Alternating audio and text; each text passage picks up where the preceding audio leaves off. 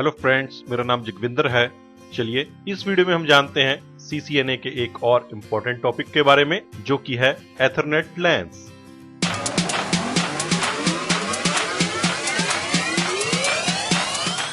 Computer networks को basically हम according to geographical area networks में डिवाइड करते हैं।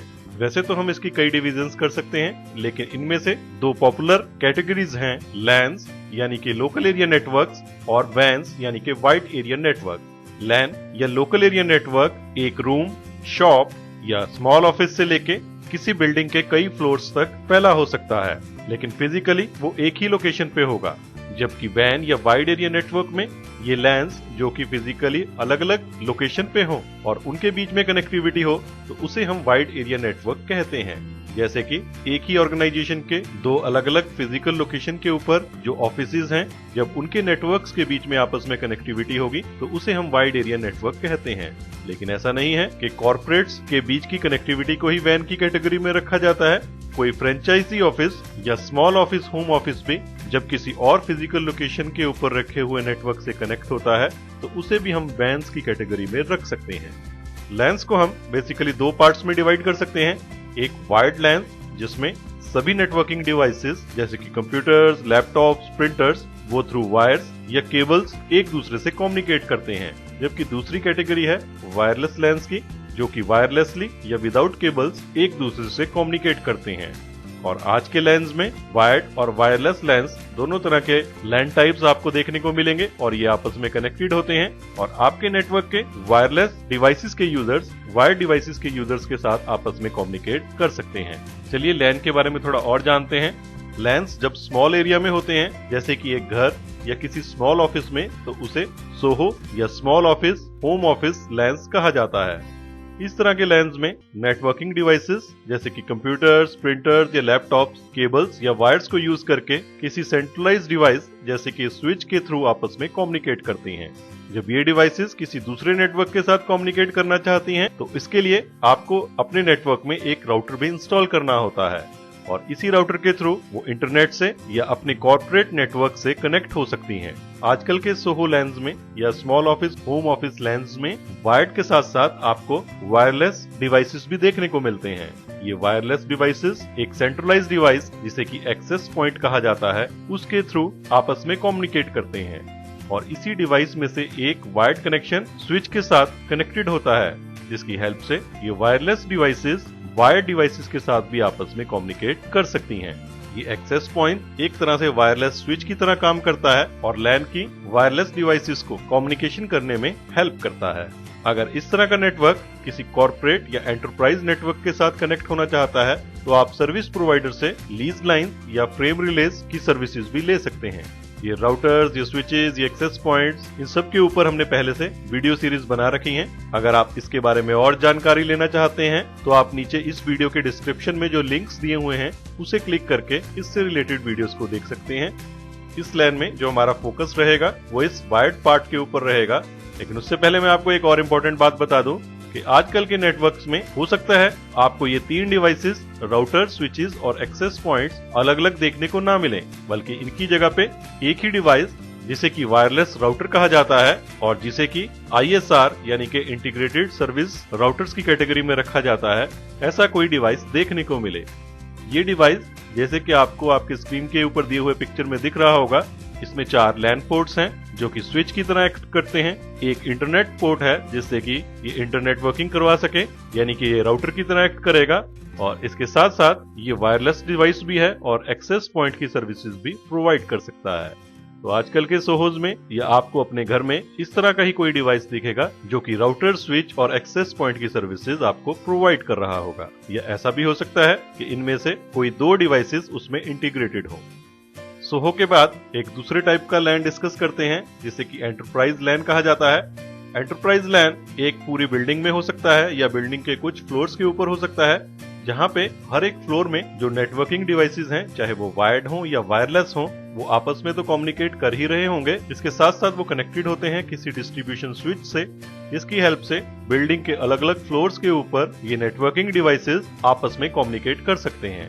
यानी कि डिवाइस किसी भी फ्लोर पे हो और वो किसी दूसरे फ्लोर के ऊपर रखे हुए डिवाइस के साथ कम्युनिकेट करना चाहता है, तो ऐसा पॉसिबल होता है प्रोवाइडेड उसे इस तरह का यूज करने की परमिशंस हो। ये लैन्स इंटरनेट वर्किंग के लिए राउटर्स को यूज करती हैं, जिसकी हेल्प से ये अपने एंटरप्राइज नेटवर्क से कनेक्टेड होता है, यानी कि मेन ऑफिस या ब्रांच ऑफिस के साथ इसकी कनेक्टिविटी एस्टेब्लिश्ड होती है।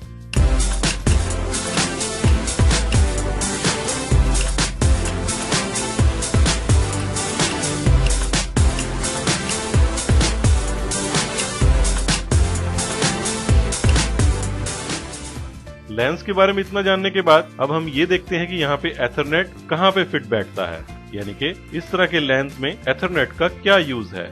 आज के समय में एथरनेट सबसे पॉपुलर वायर्ड लैन टेक्नोलॉजी है, यानी कि लैन और एथरनेट आपस में पर्यायवाची की तरह यूज होते हैं।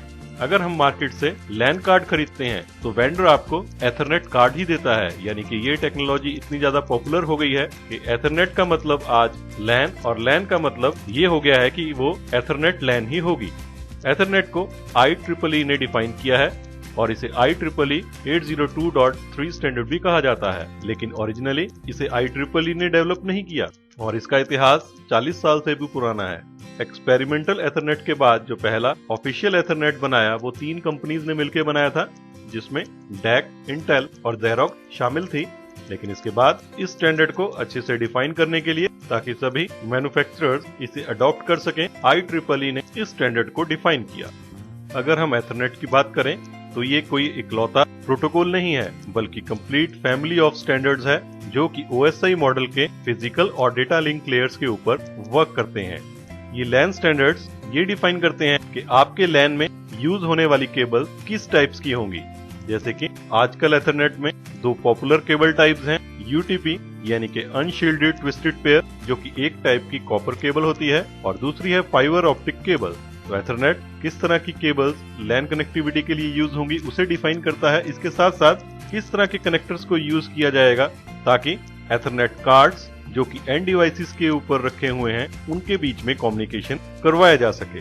तो UTP केबल्स के साथ RJ45 कनेक्टर्स जो कि 8 पिन कनेक्टर्स होते हैं ये यूज होते हैं। और इसके साथ साथ एथरनेट ये भी डिफाइन करता है कि वो सभी डिवाइसेस जो एथरनेट कार्ड्स को, केबल्स को, कनेक्टर्स को यानी कि एथरनेट स्टैंडर्ड को यूज कर रही हैं वो आपस में कैसे कम्युनिकेट करेंगी। उसके लिए एथरनेट में प्रोटोकॉल रूल्स हैं, ये कैसे डेटा कम्युनिकेशन होगा, ये सिंप्लेक्स होगा, ड्यूप्लेक्स होगा या एरर डिटेक्शन के लिए किस टेक्निक को यूज किया जाएगा, ये सभी चीजें एथरनेट स्टैंडर्ड में डिफाइंड है। तो यहाँ पे हम ये भी कह सकते हैं कि एथरनेट हमें हर एक वो स्टैंडर्ड प्रोवाइड करता है जिसे कि वायर्ड लैन को क्रिएट करने में यूज किया जाता है।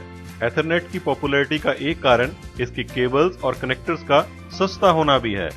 एथरनेट स्टैंडर्ड में डेटा ट्रांसफर रेट्स 10 Mbps से लेके 100 Gbps तक हो सकते हैं, लेकिन ये भी डिपेंड करता है टाइप ऑफ केबल्स पे और इसके साथ साथ सेगमेंट लेंथ पे, यानी कि कितनी डिस्टेंस पे हम ये डेटा सेंड करना चाहते हैं। चलिए इसे एक टेबुलर फॉर्म में देखते हैं ताकि हमें इसके बारे में और भी क्लैरिटी हो सके। एथरनेट में यूज होने वाले कुछ कॉमन स्टैंडर्ड्स आपके सामने आपको अपनी स्क्रीन के ऊपर दिखाई दे रहे हैं, जिसमें इनके कॉमन नेम्स, इनके formal IEEE names, informal names, इनकी स्पीड और किस टाइप का केबल ये यूज करते हैं, मैक्सिमम लेंथ यानी कि किस लेंथ तक ये मैक्सिमम इस स्पीड पे डेटा ट्रांसफर कर सकते हैं वो आपको दिखाई दे रही हैं। जैसे कि एथरनेट स्टैंडर्ड जिसका कि फॉर्मल IEEE नेम है 802.3। आप ध्यान दीजिए, एथरनेट हो, फास्ट एथरनेट हो, गीगाबिट एथरनेट हो या 10 गीगा एथरनेट हो, सभी के सभी का जो फॉर्मल नेम है वो स्टार्ट हो रहा है IEEE स्टैंडर्ड 802.3 से, यानी कि बेस सबका सेम है, लेकिन उसके बाद उसे फास्ट करने के लिए या अलग तरह की केबल को यूज करने के लिए उसमें क्या क्या मॉडिफिकेशन की जरूरत है उस स्टैंडर्ड में, उन चीजों को डिफाइन किया गया है। इसी तरीके से आप इनफॉर्मल स्टैंडर्ड नेम को देखिए, जहाँ पे एथरनेट का नाम 10BASE-T है।